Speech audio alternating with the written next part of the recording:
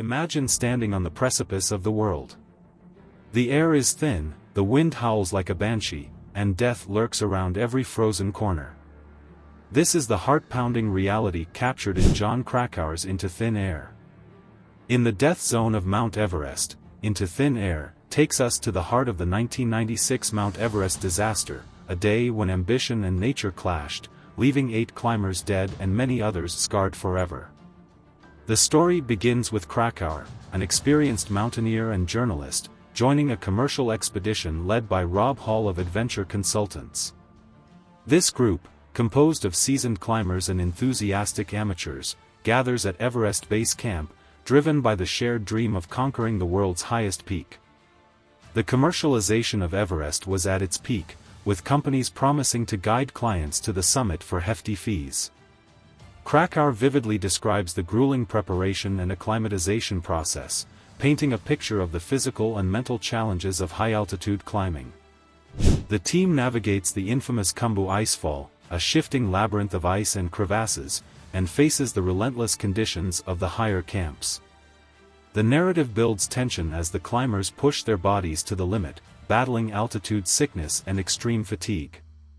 May 10, 1996, marks the climax of the story, as multiple expeditions, including Krakauer's, make their summit push.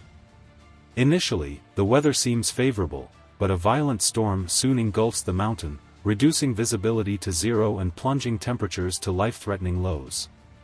Chaos ensues as climbers become disoriented and separated in the blizzard. Rob Hall, the expedition leader, faces a heart-wrenching decision when one of his clients, Doug Hansen, collapses near the summit. Despite his own peril, Hall stays with Hansen, ultimately sacrificing his own life in a desperate attempt to save him. Their radio communications with base camp are filled with despair and heroism, painting a haunting picture of their final moments. Meanwhile, on the South Col, a critical decision point, other climbers struggle to find their way back to safety.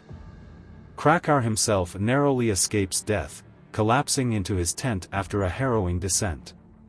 He vividly describes the physical and emotional toll of the ordeal, the hypoxia-induced haze, and the overwhelming sense of helplessness. One of the most poignant stories is that of Beck Weathers, a climber who was left for dead in the storm but miraculously survived. Weathers' tale of endurance and the incredible will to live is both inspiring and heartbreaking. His severe frostbite led to the loss of his nose, right hand, and all fingers on his left hand, yet he emerged with a profound perspective on life. Krakauer's narrative doesn't shy away from the controversies and criticisms that followed the disaster. He reflects on the commercialization of Everest, the ethical dilemmas faced by guides and clients, and his own sense of guilt and responsibility.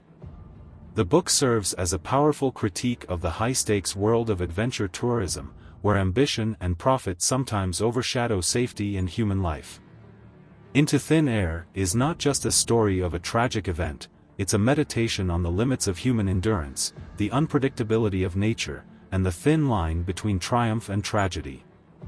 Krakauer's writing immerses you in the harrowing experiences of those who face the deadly storm, leaving you with a profound respect for the mountain and the people who dare to climb it. Hit like and subscribe. Thanks for watching.